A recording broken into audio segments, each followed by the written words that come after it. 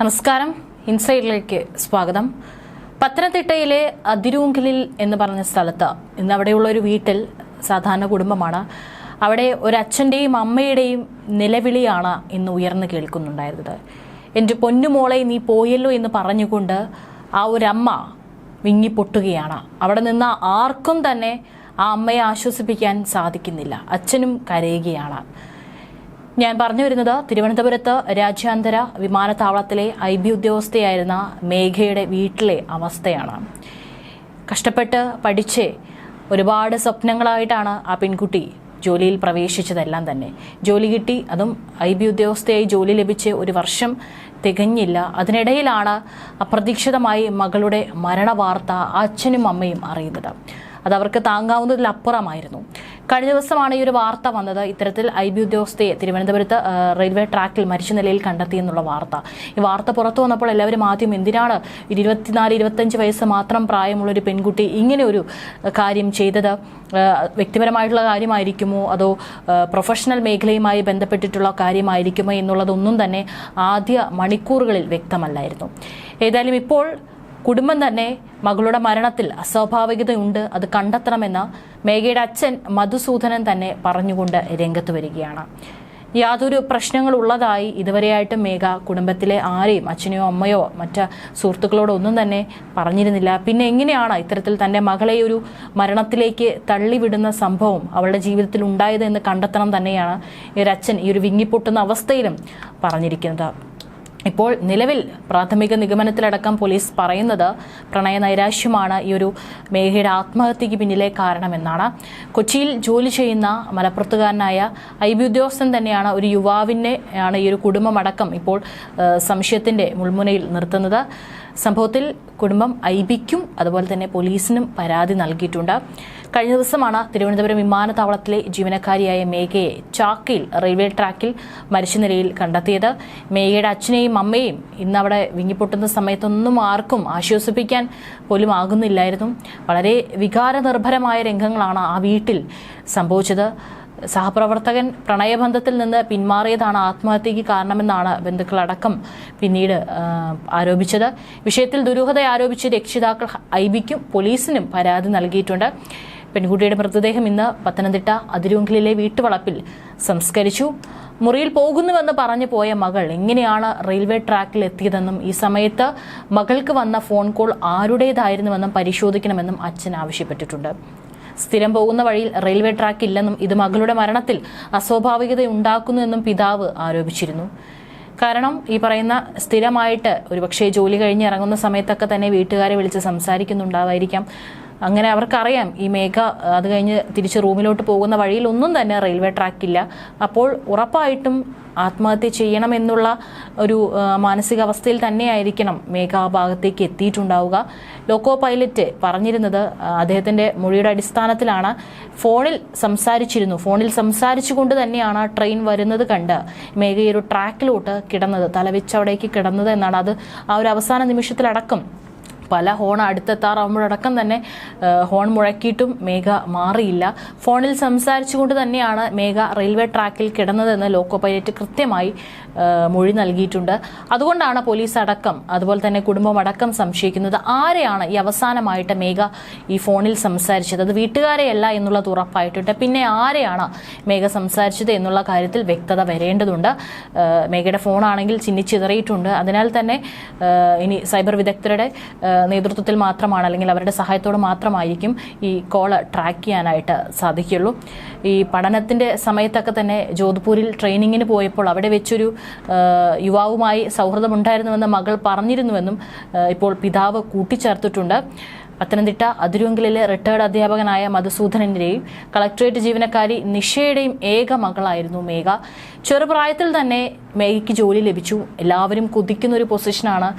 വളരെ ചെറുപ്രായത്തിൽ 24 വയസ്സൊക്കെ ഉള്ളപ്പോൾ ഒരു ജോലി, അതും നല്ല ഒരു ഉന്നത ജോലി തന്നെ ലഭിച്ചു. എന്നാൽ പക്ഷേ വിധി കാത്തുവെച്ചത് മറ്റൊന്നായിരുന്നു. മനസ്സിനെ വല്ലാതെ ഉലച്ച സംഭവത്തെക്കുറിച്ച് പ്രിയപ്പെട്ടവരോട് പോലും ഉരിയാടാതെയാണ് മേഘ ജീവിതത്തിൽ നിന്ന് അകന്നുപോയത്. പഞ്ചാബിൽ വെച്ച് നടന്ന പരിശീലനത്തിടെയാണ് മലപ്പുറം സ്വദേശി യുവാവുമായി മേഘ അടുത്തത്. ബന്ധുക്കളൊക്കെ തന്നെ ആദ്യം ഈ ബന്ധത്തെ എതിർത്തെങ്കിലും പിന്നീട് മേഘയുടെ ഇഷ്ടത്തിനൊത്ത് അവരെല്ലാവരും ഒപ്പം നിൽക്കുകയായിരുന്നു. എന്നാൽ പിന്നീട് ഇയാൾ വിവാഹത്തിൽ നിന്ന് പിന്മാറിയതായാണ് വിവരം. അവസാനമായി വീട്ടിലേക്ക് വിളിച്ചപ്പോൾ അടക്കം മേഘ പറഞ്ഞത് 7 മണിയാകുമ്പോൾ ഷിഫ്റ്റ് കഴിയും, ഞാൻ റൂമിലേക്ക് പോവുകയാണ്, രാവിലെ കഴിക്കാൻ വേണ്ടി എന്തെങ്കിലും വാങ്ങി പോകുമെന്നാണ് പറഞ്ഞത്. പിന്നീട് 10 മണി ആയപ്പോഴാണ് വിവരം കിട്ടുന്നത് ട്രെയിൻ അപകടം സംഭവിച്ചുവെന്ന്. അതായത് ഈ 7 മണിക്ക് വീട്ടിലേക്ക് വിളിക്കുന്നു, പിന്നെ ഈ ഒരു 3 മണിക്കൂറിനിടയിലാണ് മേഘയുടെ മനസ്സിലുലച്ച സംഭവമോ അല്ലെങ്കിൽ മേഘ ആത്മഹത്യ ചെയ്യാനായിട്ട് ആ ഒരു ഭാഗത്തേക്ക് എത്തുന്നത്. അപ്പോഴാണ് വീട്ടുകാർക്കടക്കം സംശയം വരുന്നത്. റൂമിൽ പോകുന്ന വഴിക്ക് റെയിൽവേ ട്രാക്ക് ഇല്ല, അകലെയുള്ള റെയിൽവേ ട്രാക്കിൽ കൂടി പോകണമെങ്കിൽ ആ സമയത്ത് ആരെങ്കിലും വിളിച്ചിട്ടുണ്ടാകണം. സ്ഥിരം പോകുന്ന റൂട്ടിൽ റെയിൽവേ ട്രാക്കില്ല, അതുകൊണ്ട് തന്നെ സംശയം തോന്നി റൂമിൽ പോകുന്നുവെന്ന് പറഞ്ഞ ശേഷമാണ് അവൾ റൂട്ട് മാറ്റിയത്. ചാനലിൽ പറഞ്ഞു കേട്ടു ഫോണിൽ സംസാരിച്ചുകൊണ്ടാണ് പോയതെന്ന്. മൊബൈൽ ഫോണൊക്കെ പരിശോധിച്ച് എന്തെങ്കിലും അസ്വാഭാവികമായി നടന്നിട്ടുണ്ടോ എന്ന് കണ്ടെത്തണമെന്നും പിതാവ് ആവശ്യപ്പെട്ടിട്ടുണ്ട്. ഏതായാലും ഏക മകളായിരുന്നു, ഒരുപാട് സ്വപ്നങ്ങളും സന്തോഷമൊക്കെ ആയിട്ടാണ് ഈ ഒരു ജോലിയിൽ പ്രവേശിച്ചതും. പിന്നീട് എന്താണ് മേഘയ്ക്ക് സംഭവിച്ചത് എന്നുള്ള കാര്യത്തിൽ വ്യക്തത വരണം. ബന്ധുക്കളൊക്കെ തന്നെ ആദ്യം ഈ പ്രണയബന്ധത്തെ എതിർത്തിരുന്നെങ്കിലും മകളുടെ ഇഷ്ടത്തിനൊപ്പം തന്നെ നിൽക്കാൻ തന്നെയായിരുന്നു ആ വീട്ടുകാരുടെയും തീരുമാനം. പക്ഷെ എന്താണ് പിന്നീട് ഇവർക്കിടയിൽ സംഭവിച്ചത് എന്നുള്ളതാണ് അറിയാൻ സാധിക്കാത്തത്. മേഘയുടെ മരണത്തിൽ ദുരൂഹത എന്തായാലും കണ്ടുപിടിക്കണമെന്നാണ് പിതാവ് അടക്കം പറഞ്ഞിട്ടുള്ളത്. മാത്രമല്ല കോൾ ലിസ്റ്റ് അടക്കം പരിശോധിച്ചിട്ട് കൂടുതൽ കാര്യങ്ങൾ വ്യക്തത വരേണ്ടതുണ്ട്. മേഘയെ കഴിഞ്ഞ ദിവസം ചാക്ക റെയിൽവേ ട്രാക്കിലാണ് ട്രെയിൻ തെറ്റി മരിച്ച നിലയിൽ കണ്ടെത്തിയത്. മൊബൈൽ ഫോൺ തകർന്ന നിലയിലായിരുന്നു. ഇതിൽ നിന്ന് കൂടുതൽ വിവരങ്ങൾ കിട്ടുമെന്ന പ്രതീക്ഷയിലാണ് മേഘയുടെ കുടുംബം. 1 വർഷം മുമ്പാണ് ഇമിഗ്രേഷൻ വിഭാഗത്തിൽ ജോലിയിൽ പ്രവേശിച്ചത്. മേഘയ്ക്കൊപ്പം ജോലിയിൽ പ്രവേശിച്ച യുവാവാണ് ആരോപണ വിധേയൻ. സുഹൃത്തുമായി മകൾക്ക് ഏതെങ്കിലും തരത്തിലൊരു പ്രശ്നമുണ്ടായതായി മാതാപിതാക്കൾ അറിഞ്ഞിരുന്നില്ല. എന്നാൽ മരണത്തിന് പിന്നാലെ സഹപ്രവർത്തകർ പങ്കുവച്ച ചില വിവരങ്ങളിൽ നിന്നാണ് ചില ദുരൂഹതകളുണ്ട് എന്ന കാര്യം മനസ്സിലാക്കുന്നത്. അതിന് കാരണക്കാരനായിട്ടുള്ള സഹപ്രവർത്തകനായ IB ഉദ്യോഗസ്ഥനിലേക്കും സംശയങ്ങൾ എത്തിയിട്ടുണ്ട്. എമിഗ്രേഷൻ വിഭാഗത്തിൽ തന്നെയാണ് ഈ യുവാവും ജോലി ചെയ്യുന്നത്. എന്തായാലും എന്താണ് ഈ ഒരു മേഘയെ ആത്മഹത്യയിലേക്ക് നയിക്കാനുള്ള സംഭവം എന്നുള്ളത് കണ്ടെത്താനുള്ള ശ്രമത്തിലാണ് പോലീസും. മാത്രമല്ല മറ്റെന്തെങ്കിലും പ്രശ്നങ്ങളുണ്ടോ എന്നുള്ള കാര്യങ്ങളെല്ലാം തന്നെ പോലീസ് അന്വേഷിച്ചു വരികയാണ്. IBക്കും പേട്ട പോലീസിനാണ് കുടുംബം പരാതി നൽകിയിരിക്കുന്നത്. അമ്മാവൻ സന്തോഷ് ശിവദാസൻ അടക്കം പറഞ്ഞിരിക്കുന്നത് മറ്റു തരത്തിലുള്ള പ്രശ്നങ്ങളൊന്നും മേഘയ്ക്കുള്ളതായി ആരെയും അറിയിച്ചിട്ടില്ല എന്നുള്ളതാണ്. കഷ്ടപ്പെട്ട് പഠിച്ച് നല്ലൊരു ജോലി ഏതൊരു യുവതി യുവാക്കളുടെയും ഒരു ആഗ്രഹമാണല്ലേ. പക്ഷേ അങ്ങനെ നല്ലൊരു ജോലിയും ജീവിതവും കിട്ടിയിട്ട് അച്ഛനും അമ്മയും മറന്ന് എങ്ങനെയാണ് ഒരു പ്രണയ നൈരാശ്യത്തിന്റെ പേരിൽ മേഘയ്ക്ക് ഇങ്ങനെ ചെയ്യാൻ സാധിക്കുന്നത് എന്നുള്ളതാണ് ആളുകളടക്കം ചോദിക്കുന്നത്. മാത്രമല്ല ഈ ഒരു മേഘയുടെ വാർത്ത വന്നപ്പോൾ നിരവധി ആളുകൾ കമന്റിലടക്കം ചോദിക്കുന്നുണ്ട്. അല്ലെങ്കിൽ കമന്റിലടക്കം പറയുന്ന ഒരു കാര്യമാണ്, ഇനിയുള്ള നമ്മുടെ ഈ സ്കൂൾ കോളേജ് എഡ്യൂക്കേഷൻ സിസ്റ്റം അതിൽ കുറെ കണക്കും സയൻസും മാത്രം പഠിപ്പിച്ചാൽ പോരാ, ജീവിതത്തിലെ ഏത് പ്രതിസന്ധിയിലും നെഞ്ചുവിരിച്ച് ധൈര്യത്തോടെ പക്വതയോടെ സത്യസന്ധതയോടെ അതിനെ നേരിടാനുള്ള കഴിവും വിവേകവും ഉണ്ടാക്കിയെടുക്കണം. ജീവിതത്തിൽ ഉണ്ടാകുന്ന പ്രോബ്ലംസ് ഒന്നും നേരിടാൻ കഴിവില്ലെങ്കിൽ പിന്നെ ഈ എഡ്യൂക്കേഷൻ കൊണ്ട് എന്ത് പ്രയോജനം എന്ന് പറഞ്ഞുകൊണ്ട് ആളുകൾ കമന്റ് ചെയ്യുന്നുണ്ട്. മറ്റൊരു കമന്റാണ്, ഒരു ദുഃഖവുമില്ല, ഇത്രയും കഷ്ടപ്പെട്ട് വളർത്തിയ വീട്ടുകാരെ പറ്റി ചിന്തിക്കാതെ 2 മാസമോ 4 വർഷമോ ഒക്കെ പരിചയമുള്ള ഒരു ആൾക്ക് വേണ്ടി ജീവിതം കളഞ്ഞത് എന്തിനു വേണ്ടിയിട്ടാണ്, ഇവരോടൊക്കെ പുച്ഛമാണെന്നാണ് ഒരാൾ കമന്റ് ചെയ്തിരിക്കുന്നത്. കൂടാതെ വിദ്യാഭ്യാസത്തോടൊപ്പം തന്നെ മികച്ച രീതിയിലുള്ള കൗൺസിലിംഗും കുട്ടികൾക്ക് ആവശ്യമാണ്. അത്രയ്ക്കും അവനെ ആത്മാർത്ഥമായി സ്നേഹിച്ചു കാണും. പാവം, കുറ്റപ്പെടുത്താൻ ആളുണ്ടാവും. ആ കൊച്ചിന്റെ മനോവിഷമം അവൾക്കല്ലേ അറിയൂ എന്നും കമന്റ് ചെയ്യുന്നുണ്ട്. ആർക്കും പ്രണയബന്ധത്തിൽ നിന്ന് പിന്മാറാൻ അവകാശമുണ്ട്. അതും ഓരോ കാരണങ്ങൾ കാരണമാണ്. അത് അക്സെപ്റ്റ് ചെയ്യുക, പുതിയ ജീവിതം കെട്ടിപ്പടുക്കുക.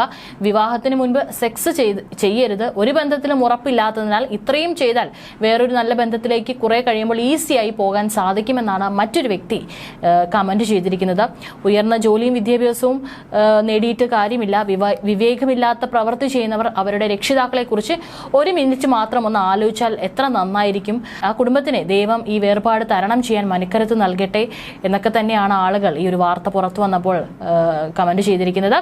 ഏതായാലും ഇതിന് പിന്നിൽ ഈ ഒരു അവസാനമായി മേഘ വിളിച്ചിട്ടുള്ള ഒരു ഫോൺ കോൾ ആണ് ഈ ഒരു ആത്മഹത്യയിലേക്ക് നയിക്കുന്ന രീതിയിലേക്ക് കാര്യങ്ങൾ എത്തിച്ചതെങ്കിൽ തീർച്ചയായിട്ടും അതിനുള്ള ഉത്തരം കണ്ടെത്തേണ്ടിയിരിക്കുന്നു.